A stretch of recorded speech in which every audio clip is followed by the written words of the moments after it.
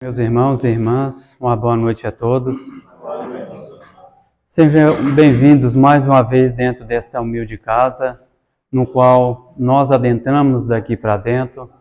Vamos fazer os nossos esforços para que mantenhamos os nossos pensamentos aqui.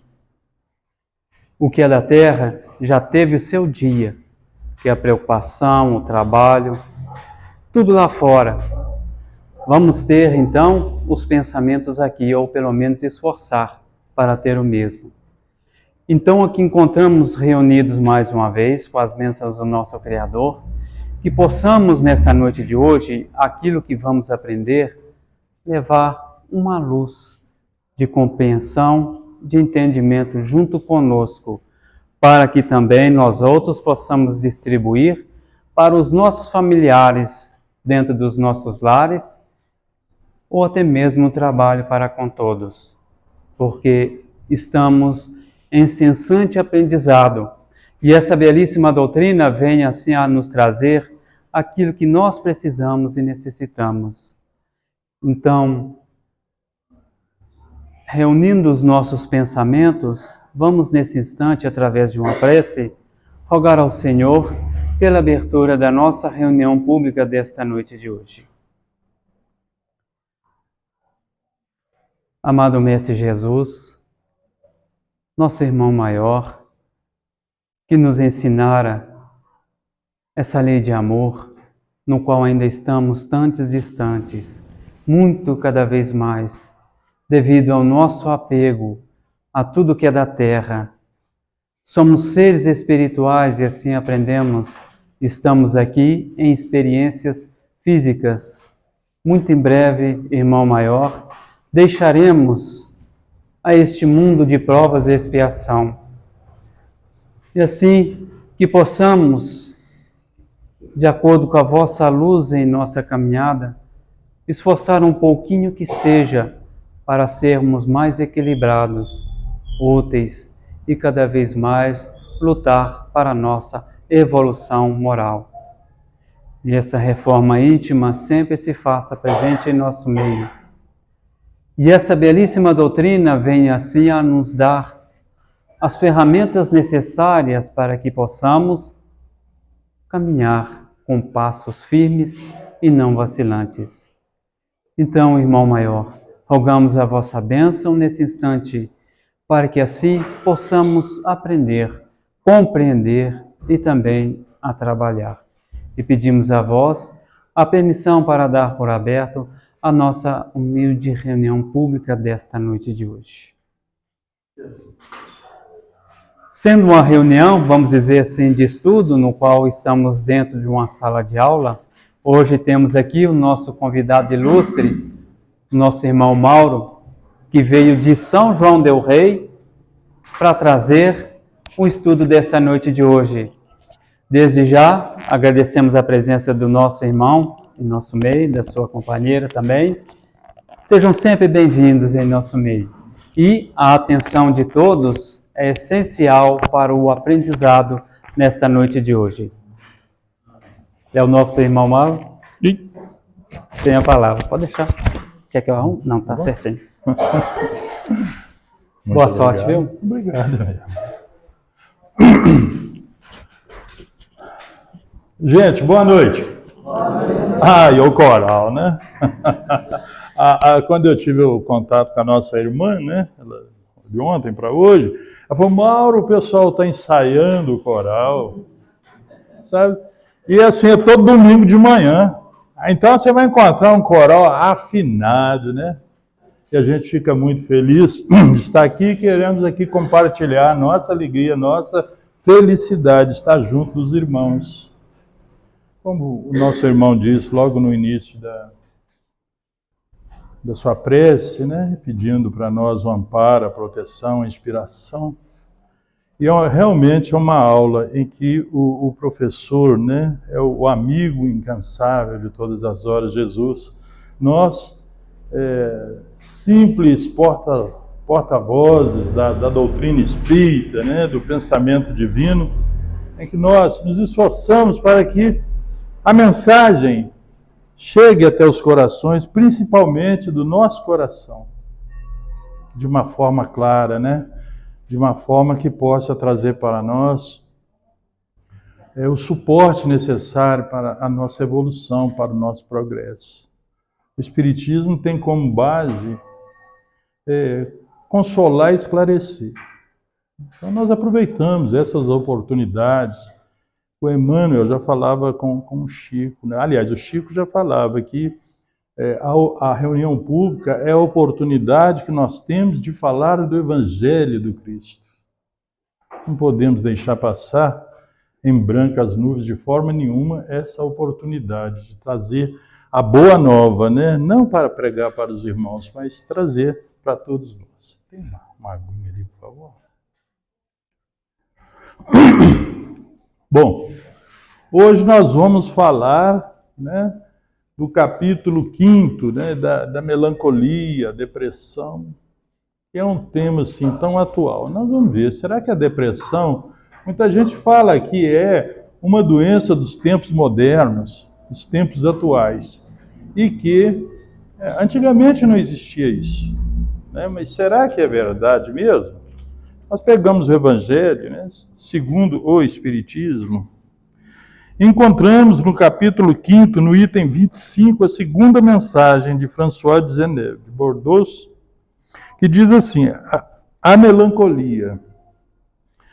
Sabeis por que uma vaga tristeza se apodera por vezes dos vossos corações e vos faz achar a vida tão amarga? É o vosso espírito que aspira à felicidade e à liberdade e que, preso ao corpo que lhe serve de prisão, extenua-se em vãos esforços para dele sair. Mas, vendo que são inúteis, cai no desencorajamento e o corpo, suportando sua influência, a languidez, o abatimento e uma espécie de apatia se apoderam de vós e vos achais infelizes.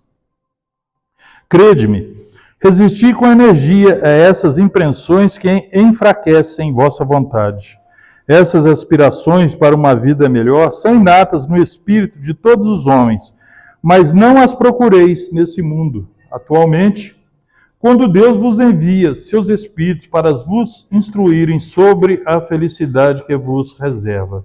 Esperai pacientemente o anjo da libertação que deve vos ajudar a romper os laços que mantêm vosso espírito cativo. Lembrai-vos de que tendes a cumprir durante vossa jornada na terra uma missão de que não suspeitais, seja em vos devotando à vossa família, seja cumprindo os diversos deveres que Deus vos confiou. E se no curso dessa prova e desempenhando vossa tarefa, vede os cuidados, as inquietações, os desgostos se precipitarem sobre vós, sede fortes e corajosos para os suportar. Afrontai-os francamente. Eles são de curta duração e devem vos conduzir para perto dos amigos que chorais, que se alegrarão com a vossa chegada entre eles e vos estenderão os braços para vos conduzir a um lugar onde os desgostos da terra não têm acesso. François de Geneve. Essa é a mensagem, né? A melancolia. Então nós vamos falar sobre essa mensagem de hoje, que é a depressão, né? Antigamente, eu não sei de quando surgiu essa palavra depressão. Melancolia, sim. Já há muito tempo existe essa palavra, né? A depressão é mais dos nossos tempos. E a pergunta que se faz é, será que a depressão é do nosso tempo? É uma doença que surgiu com a modernidade? Que vem agora das nossas ocupações e preocupações? E nós vamos ver que não é bem assim. A depressão é uma doença de todos os tempos. Porque desde que o espírito está na terra, o homem está na terra, né? E que nós fomos criados para a felicidade suprema, as vicissitudes, as contrariedades, né, os sofrimentos que muitas vezes chega até nós, causa para nós um descontentamento, uma tristeza e às vezes uma apatia muito grande, uma languidez, conforme fala na lição. Essa apatia toma conta de nós, que nós perdemos a coragem, a alegria de viver, a vontade de viver nos casos mais profundos. E às vezes passamos a desejar até a morte, para nos ver livres daqueles problemas. Porque a imensa maioria da humanidade desconhece a vida espiritual. Ainda que estejamos todos nós, crentes em Deus, nós perguntamos, 98% dos brasileiros creem em Deus.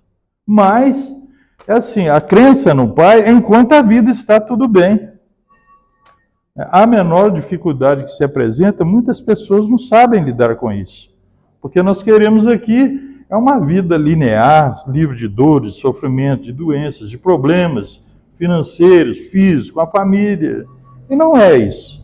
A Terra, como um mundo de prova e de expiações, ela é um laboratório para nós aqui. A encarnação, a reencarnação, ela serve para nós como um objetivo que nós estamos vivendo, estamos sofrendo, para a gente galgar, para a gente se elevar como espíritos imortais. Então nós vamos ver que a depressão é uma doença mental grave e comum, caracterizada pela tristeza profunda, pela perda de interesse, baixa energia e alterações de humor, comportamento e pensamento. Não é apenas tristeza passageira, mas um desequilíbrio químico e emocional que requer tratamento médico e psicológico, afetando o cotidiano, trabalho e relações. Então, a depressão é tudo isso, gente. É uma doença grave e que muitas vezes nós não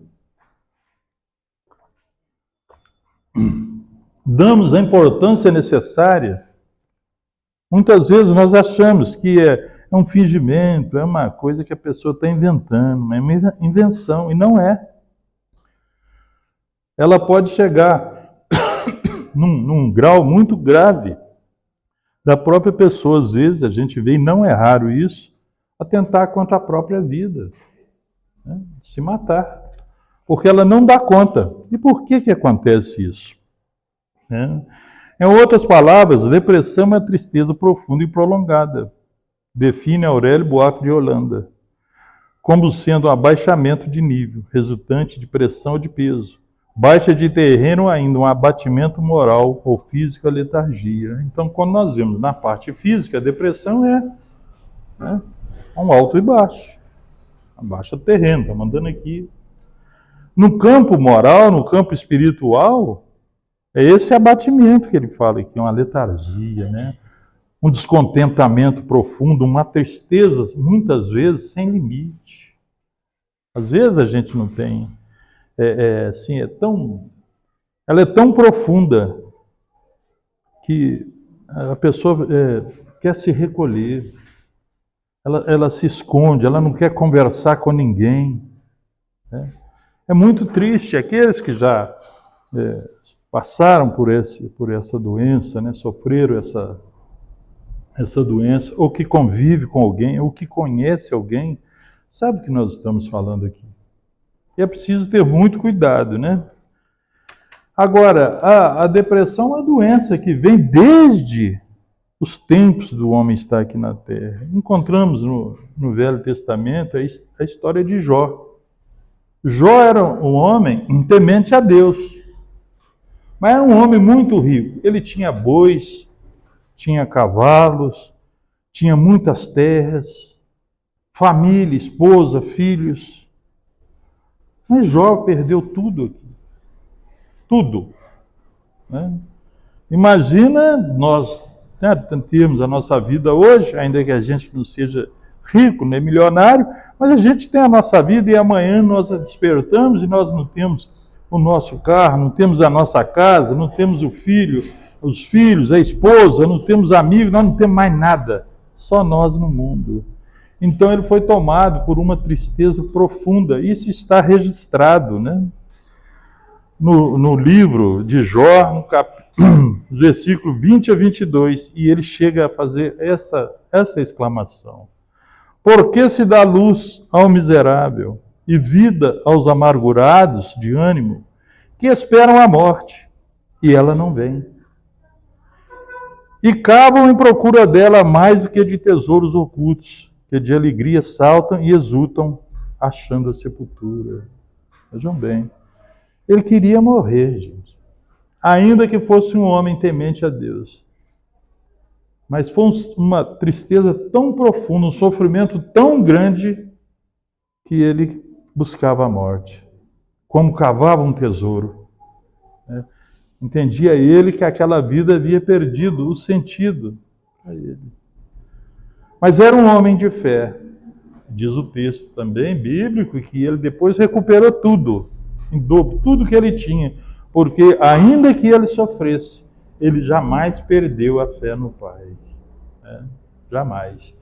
No colégio apostólico de Jesus, nós encontramos dois personagens que também está registrado. Sofreram uma grande tristeza, uma depressão muito grande. Pedro e Judas. Pedro era, pode-se dizer, o arrimo de Jesus, era o braço direito de Jesus, né? Um dos. Pedro, Tiago e João, eram os três mais próximos de Jesus. E ele tinha assim um convívio, uma convicção, uma ligação com o Cristo, porque ele conhecia Jesus profundamente. Porque quando Jesus perguntou aos discípulos que diziam que ele era, quem diziam que ele era, falaram, uns dizem que é o profeta, um diz que é isso, outro diz que é aquilo. Mas Pedro diz, em verdade vos digo que o Senhor é o Filho de Deus Altíssimo. Então Pedro conhecia a essência de Jesus. Ele convivia diuturnamente com Jesus. Ele sabia do poder de Jesus, de cura. Quantos cegos ele viu o Cristo curar. Quantos deficientes o Cristo levantou? Levanta, pega a tua cama e vai. Ele viu isso. Ele sabia da missão do Cristo aqui na terra. Ele sabia disso. Mas, no derradeiro momento em que ele precisava comprovar a sua fé ao Cristo, ele negou o Cristo. Não nos cabe julgar, de forma alguma, a atitude de Pedro, porque se podemos emitir algum tipo de julgamento nessa vida, e devemos emitir sim, em relação a nós. Nós devemos nos julgar. Mas não no sentido de nos condenar pelas nossas limitações, também pelas nossas dificuldades. De forma nenhuma. Estamos a caminho. Esse julgamento que eu aqui menciono é um julgamento de discernir o que nós estamos fazendo de bem ou de errado, de bom ou de ruim, e buscar o caminho mais acertado, o melhor caminho para nós, como criaturas divinas, como espíritos imortais, como filhos de Deus. Não aquele julgamento, né, de condenação. Não estamos falando disso. Não. Se devemos ser piedosos para com os outros, os nossos semelhantes, muito mais devemos ser piedosos com nós próprios. Mas Pedro, ele se afastou do Cristo e diz o texto que ele chorou copiosamente por vários dias. Ele sabia que ele havia faltado por ele mesmo, né? Com a sua obrigação com Cristo. E foi tomado de uma tristeza, de uma melancolia muito grande, muito profunda. Mas venceu aquilo e se tornou um grande divulgador da doutrina do Cristo, né? Fundando a Casa do Caminho e dando seguimento as mensagens, né, o trabalho do Cristo, quando ele aqui não estava mais entre nós. Judas, ele quando viu que Jesus, que os judeus não se rebelaram contra os romanos, que o Cristo foi morto, ele foi tomado por essa depressão, por essa melancolia, essa tristeza tão profunda, em que ele, endividado em si mesmo, com a sua própria consciência, ele buscou o pior caminho, a pior solução, que é de dar cabo de si mesmo. Então nós vemos, né, que Não é da agora essa doença. Não é. Né? Agora, quantos são os depressivos, gente? Diz a Organização Mundial da Saúde, numa projeção que gira em torno entre 10% e 15% da população mundial. Porque essa doença, ela ataca a humanidade em todos os quadrantes do nosso planeta, em todos os países. Às vezes a gente até pensa assim, mas lá, nesses países mais evoluídos, né, que tem uma condição de vida melhor, talvez nesses países as pessoas não sofram dessa doença. E é muito pelo contrário. Né? Os países com o maior índice de suicídio é o Japão, a Dinamarca, a Holanda, são os países de primeiro mundo. Né? São esses países. Então, é mundial isso aí, é uma doença. Isso aí. Uma doença que nós, espíritas, classificamos como uma doença da alma. Não há remédio para curar a depressão. Não existe. Se alguém busca, aliás, eu vou abrir um parênteses aqui, né? Não há um remédio da farmacologia que possa curar a depressão. Refiz a fala, né? Porque tem remédio sim. Mas não existe aquele comprimido, aquela injeção, aquela coisa que a gente vai, o médico receita para nós e que nós estamos curados. Isso aí não existe, porque ela não é uma doença do corpo. Né? Então, se nós fizermos aqui rapidamente uma conta, nós vamos ver que 15% de 8 bilhões de pessoas dão aproximadamente entre 800 milhões e 1 bilhão e 200 milhões de pessoas que são portadores dessa doença, da depressão.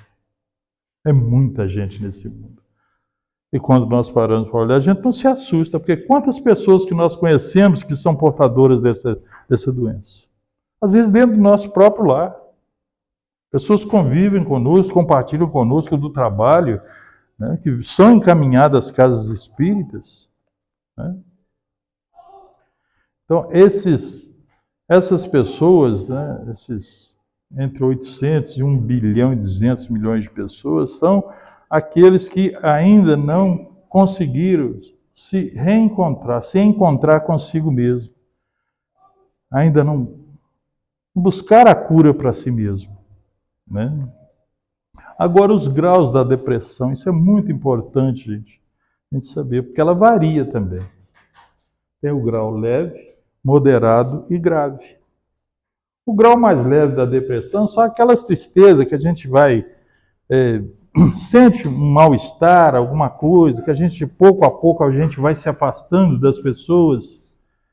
A gente vai deixando de cumprir as nossas obrigações no lar, no trabalho, a gente vai se recolhendo dentro de si mesmo, vai se ensimesmando, né? Nós vamos nos ensimesmando em nós próprios.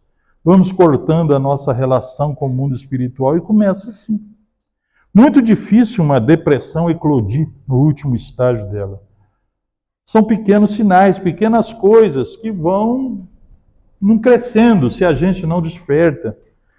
Se aqueles com quem nós convivemos não despertam esse alerta, né? Não percebe essa mudança de humor em nós, uma das características fundamentais que a gente precisa observar nas pessoas é essa mudança de humor. A pessoa começa a perder o sono, começa a se alimentar menos. A pessoa, às vezes, deixa de conversar, vai se afastando do âmbito familiar, dos amigos, no trabalho. São sinais claros de que a pessoa, alguma coisa está acontecendo com aquela pessoa e que merece um cuidado maior. É a hora de nós chegarmos e conversarmos. Enquanto há tempo, o que está acontecendo com você, meu irmão, minha irmã? O que está acontecendo? Não, nada não. Claro que tem alguma coisa acontecendo. Olha, está acontecendo isso, você não era assim. Essa mudança. Por que que o irmão, meu filho, minha filha, a senhora tá, o senhor está agindo dessa forma? Está acontecendo alguma coisa? E não no espírito de cobrança, mas com um diálogo fraterno, gente. Com amor, com carinho, para que a pessoa sinta a confiança e possa se abrir conosco. Aí sim, nós vamos buscar a ajuda necessária. Porque se nós não cuidarmos, né, no começo da doença, nos primeiros efeitos dela ali, né, os primeiros sinais, ela pode ir para o segundo grau, que é aquele grau onde já está instalada ela. A depressão, a doença já está instalada. E aí, tudo que você vai falar, a pessoa, ela se fecha no quarto. Não adianta você bater, não adianta nada. Tem casos em que a pessoa sai à noite, no quarto, dentro de casa, com a família. Sai à noite para se alimentar, para comer, e volta. E tranca a porta do quarto e dali não sai mais. Que tristeza, gente. Porque às vezes nós não prestamos atenção nos primeiros sinais, lá atrás. Aquela mudança de humor. E no terceiro grau, né, que já é gravíssimo, são aqueles casos em que a pessoa, né, o doente acaba dando cabo de si mesmo. Né, acaba tirando a própria vida. Isso poderia ser diferente se nós tivéssemos uma visão do que está acontecendo, se a gente tivesse conseguido perceber.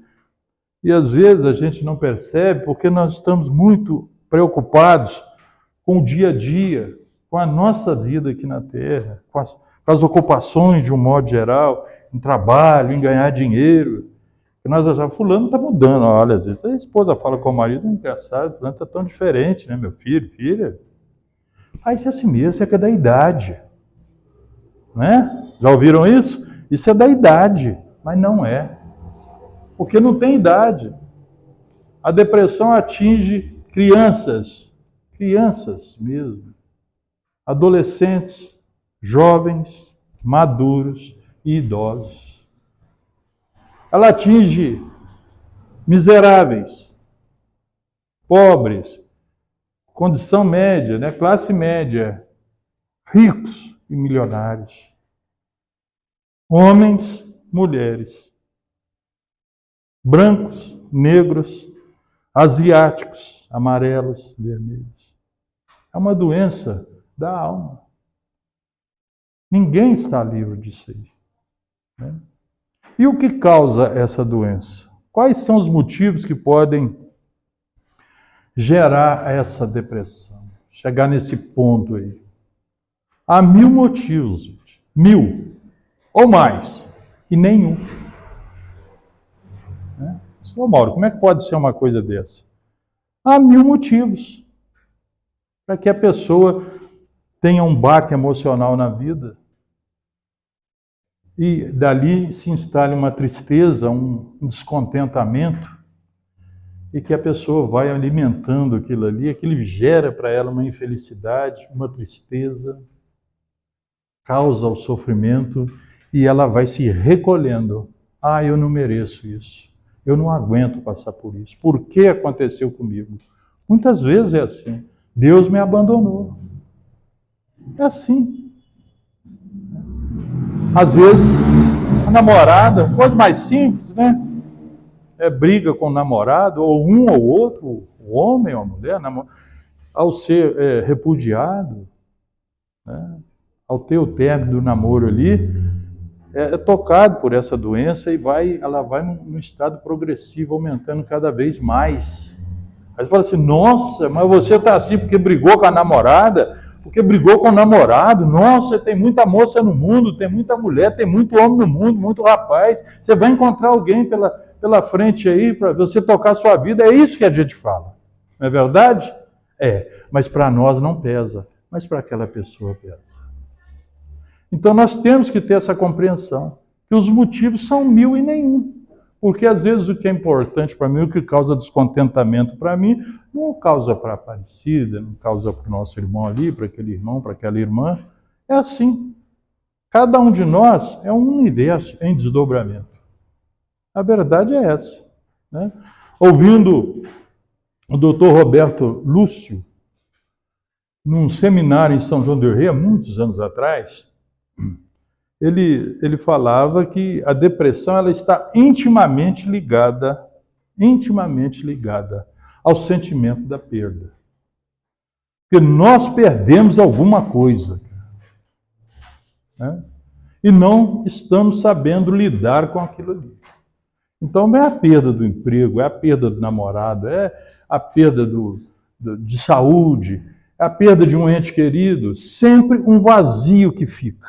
E nós não estamos lidando, sabendo lidar com aquilo ali.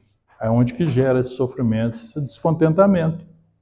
Né? E quanto tempo se leva para instalar a depressão? Porque a tristeza, ela é comum. Tem coisas que acontecem com a gente fica triste, fica infeliz. Mas a ciência médica fala que em torno de 15 dias, se o estado de melancolia, de tristeza profunda perdurar por mais de 15 dias, está instalada a depressão. É a hora da gente buscar o socorro, buscar o recurso. Porque o Pai colocou na terra tudo que nós precisamos para a nossa felicidade. Ainda que a felicidade não seja desse mundo, é muito claro, o Evangelho é muito claro para nós, a doutrina espírita nos fala, né? A felicidade não é deste mundo, tem um capítulo que diz isso, mas cabe a nós tornarmos a nossa passagem aqui, os nossos momentos, o mais feliz possível aqui.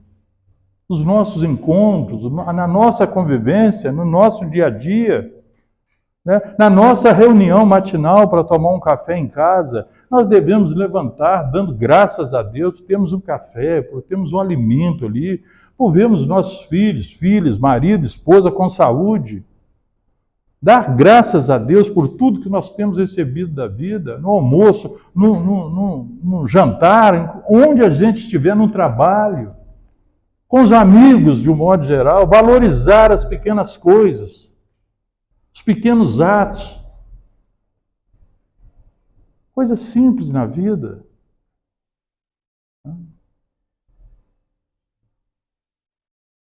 Quando eu participei desse seminário, eu perguntei ao doutor Roberto Lúcio, que ele falando do sentimento de perda, eu falei que o doutor, ele era presidente do Hospital André Luiz, na época, lá de Belo Horizonte. Hospital Espírita André Luiz, se não me engano. Mas, por exemplo, às vezes tem a depressão pós-parto, que é violenta, gravíssima. E ali a mulher ela não está perdendo, ela está ganhando, né? Recebendo uma criança para cuidar. Assim, ela recebe de um lado, em contrapartida, na cabeça dela, na mente, ela perde muito por aquela criança que ela está recebendo. Ela perde, às vezes, a forma física, às vezes, na mente do doente, né? Perde a liberdade. Muitas vezes é uma gravidez problemática, perde a saúde. Então, às vezes, o que ela está recebendo, que é o filho, que é uma criatura para cuidar, em contrapartida, o que ela acha que perde, que ela sente que está perdendo ali é maior, de onde vem as depressões. Ela não estava preparada para assumir o ministério divino que é ser mãe, gente. Uma bênção que Deus concedeu às mulheres. Né? Deus concedeu a elas e nos negou isso. Apesar de nós compartilharmos, né, com os filhos, na formação do filho, mas isso é uma riqueza das mulheres, é uma bênção que Deus concedeu. Né? Continuando, buscar ajuda onde? Nós devemos, sim, buscar ajuda quando detectamos alguém portando esse descompasso, né, essa doença, esse desequilíbrio, com os médicos. Né? Que a medicina está aí a serviço do homem, para nós. Deus permitiu isso aí, para que a gente pudesse ser cuidado, manter a nossa saúde, não só a saúde física, mas também a saúde psicológica e espiritual. Então nós devemos procurar ajuda com a medicina, as patologias, são os médicos, são os psiquiatras, nos casos mais graves, né? Os psiquiatras precisam, às vezes, prescrever um medicamento, porque o psicólogo ele não prescreve o medicamento. Mas nos casos de maior gravidade, sim, o médico vai prescrever aquele medicamento, mas nós espíritas, nós cristãos, nós sabemos que aquele medicamento é um paliativo. Ele não vai curar a depressão. Não vai. A cura da depressão se dá pelo próprio doente. Então, a psicologia ajuda demais isso aí. Porque quando nós estamos, por exemplo, perdemos um ente querido, entramos nessa tristeza, nesse período de luto, de tristeza, e assim nós vamos afundando cada vez mais no poço da depressão. Tá certo? O psicólogo pode nos ajudar? Sim, pode, e vai nos ajudar muito. Mas o psiquiatra, o que ele pode fazer? Ele pode nos dar um medicamento, e vai nos dar um medicamento, que vai nos causar uma certa... A gente vai ficar meio desligado, um desligamento da problemática. Não resolve a problemática. Ele não vai trazer o nosso ente querido de volta. Se for o emprego que nós perdemos, ele não vai buscar o nosso emprego, mas o psicólogo pode nos ajudar nisso aí. De entender que a vida continua, né? Que a gente pode futuramente conquistar um outro emprego. Se é uma separação, a gente pode conquistar uma outra pessoa na nossa vida e por aí afora. Né? Então são os médicos, são os psicólogos, né? E principalmente a doutrina espírita. Nós espíritas podemos ajudar e muito no combate a essa doença grave, que é a depressão. O espiritismo é um manancial de ensinamento. Isso, nós estamos falando das patologias clínicas, porque tem um tipo de depressão que é muito mais grave, e isso diz respeito diretamente a nós espíritas, que são as influências espirituais. Né? Estamos cercados por uma nuvem de testemunhas, segundo Paulo de Tarso. Né? Muitas vezes, no convívio com esses espíritos que se aproximam de nós para nos prejudicar, vai inseminando em nós aqueles pensamentos infelizes, aquelas tristezas em que nós vamos cada vez mais baixando o nosso estado vibracional, nosso estado de vigília. Vamos nos aprofundando, buscando mais a tristeza, passando a nos achar, muitas vezes, que nós não somos merecedores da vida que nós temos. Né? E nesse ponto, a doutrina espírita, ela está capacitada a obter os melhores resultados. A assistência espiritual ao enfermo, portador da síndrome da depressão ou da melancolia, do que o psicólogo, do que o psiquiatra, o psicoterapeuta. Nós temos essa condição. Não falo isso com um orgulho de sermos os melhores, de jeito nenhum. A ideia não é essa. É que nós estudamos a ciência do infinito, a natureza íntima da alma, que somos nós, espíritos, portadores das deficiências, das tristezas, das dificuldades, das limitações. Então, nós como espíritas, fundamentados na palavra do Cristo, do Evangelho, no ensinamento dos espíritos, temos condição de receber qualquer uma pessoa portadora do desequilíbrio e oferecer a ela o remédio salutar e curador que é o Evangelho do Cristo. Remédio que nós fazemos uso dele no nosso cotidiano, no nosso dia a dia. Nós falamos, olha, para mim, isso foi bom. Para mim, me ajudou muito. Mas serei eu, então, um escolhido, um abençoado? Não. O remédio para todos. aqueles que vierem depois do Cristo, o Cristo já disse há 2030 anos atrás, né? Quase 2026 anos atrás, quem vier após mim, pegue a sua cruz e me siga. Então todos nós temos uma cruz para carregar aqui na terra, conforme disse a lição ali. Todos nós temos uma missão de que mal suspeitamos.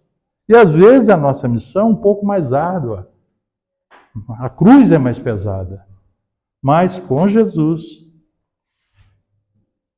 o fardo é mais leve. Né? Então, se nós somos portadores dessa doença, desse descontentamento, dessa insatisfação, nós buscamos o médico das almas. Né? Ele que há de nos curar. Mas para isso é preciso que a gente se lembre das passagens do Evangelho. Né? Levante e anda. Levante.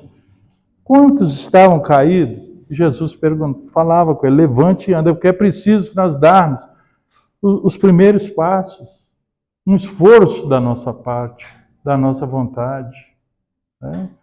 Jesus, ele tinha uma mania, né, aspas aí, de perguntar à pessoa, o que queres que eu te faça? Porque muitas vezes nós aportamos numa casa de Jesus, seja espírita, católica, evangélica, mas onde tiver 2 ou mais pessoas reunidas, ele estará presente. É com isso que com essa fé que a gente se reúne. Então, ele perguntava, o que queres que eu te faça? Você lembra disso?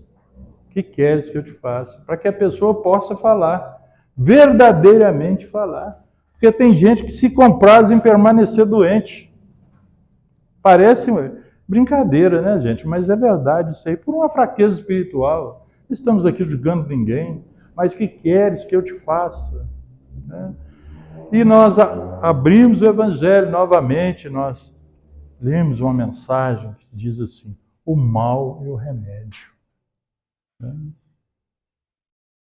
O mal e o remédio. Esse mal, todos nós aqui, encarnados e desencarnados, padecemos do mal. Que são as nossas imperfeições, os nossos maus pensamentos, os nossos maus sentimentos, que muitas vezes causa esse transtorno em nossa alma, atrai sofrimento, porque o homem em si mesmo, o espírito de uma forma geral, ele sofre porque ele se afasta da lei de Deus, ele se afasta da lei do amor. Ele luta, né, para obter aquilo que não tem nenhuma utilidade para a alma, para o espírito, que são as coisas transitórias, passageiras, que são a matéria. Esquecendo do primordial, daquilo que realmente conta para nós, que são as questões espirituais, do nosso caminhar, do nosso evoluir. Muitas vezes nós esquecemos disso.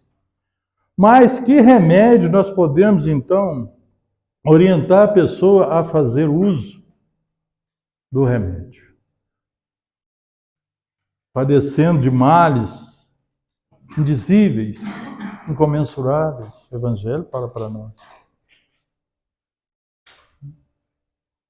O que nós vamos receitar para essa pessoa?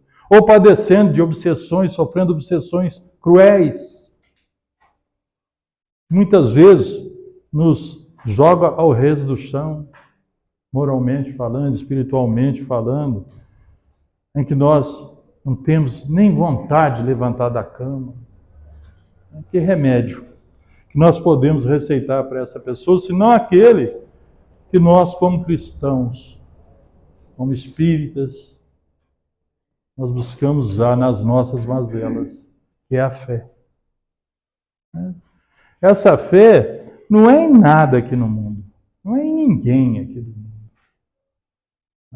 Vamos ter a fé no Pai maior, a fé em Deus, em Jesus, porque nada acontece nesse planeta, no universo, sem que haja permissão de Deus. E se nós padecemos desse mal, das doenças, das infelicidades, do sofrimento, passamos por essa experiência, é porque nós precisamos disso. A cura dos nossos males está dentro de nós. E quando nós pegamos com o Pai, nós temos uma condição maior de vencer as nossas limitações e as nossas dificuldades. Mas é a fé verdadeira, né? A fé, segundo o Espiritismo, quem pode enfrentar a razão frente a frente em todos os tempos da humanidade, em todas as épocas. Essa fé no Deus vivo. Pegar com Ele. Porque continua a lição falando para nós que aquele que duvida por um instante sequer, né, é vítima de pungentes aflições, de grandes aflições. Porque chega um momento na nossa vida, meus irmãos e minhas irmãs, nós podemos estar num estádio lotado, uma praia, 2 milhões de pessoas, e nós estaremos sozinhos. O fardo é nosso, está no nosso ombro. Somos nós que vamos ter que carregar. Mas o Pai jamais nos abandona. E sempre vai colocar ao nosso lado alguém para colocar pelo menos uma almofadinha em nós. Por isso que nós precisamos estar juntos, uns dos outros. Nas nossas dificuldades, tem sempre alguém. Eu falo, pois não, meu irmão, vem cá. Deixa eu colocar uma almofadinha aqui. Né? Nunca perder a fé. Nunca perder a fé. Nós espíritas que aceitamos, né, o espiritismo como o cristianismo redivivo, em que nos reunimos, como há 2.000 anos atrás se reunia os primeiros cristãos nas catacumbas, nas cavernas. Né? Nós nos reunimos. Hoje já não é mais assim. Né? Mas a gente se reúne da forma mais simples possível aqui. Não há chefes, não há nada. O chefe, aliás, tem, mas lá de cima. Todos nós aqui somos irmãos. Nos devemos uns aos outros a atenção, o carinho, o respeito, a fraternidade. Na verdade, nos devemos o amor uns aos outros, como filhos de Deus. Jesus, em sua infinita misericórdia, possa nos abençoar. Permitir aos Espíritos Consoladores derramar sobre todos nós, aqui presentes, aqueles que não puderam estar na noite de hoje aqui, né, a paz, o entendimento, a força necessária para vencer as nossas dificuldades, as nossas limitações.